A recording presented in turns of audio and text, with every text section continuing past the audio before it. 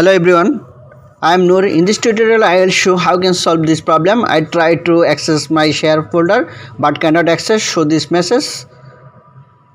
Now we will show how I can solve this problem. Just for we need to go the control panel.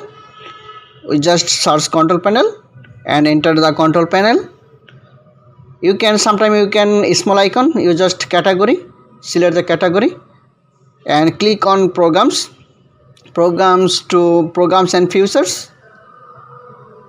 Okay, now we are turn Windows features on or off options.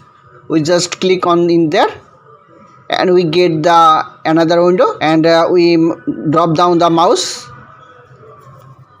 Okay, we drop down the mouse and find in there is SMB 1.0 oblique CIFS. We search in there, you also search. If you see this option is unchecked, you just check, click and press OK. Wait while until finished. After finish you can access your folder. Just wait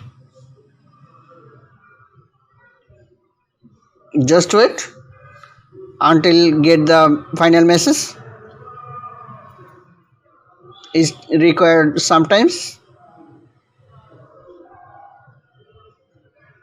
Searching for request files, it's detected automatic and you can see apply change and just now need your PC is restart.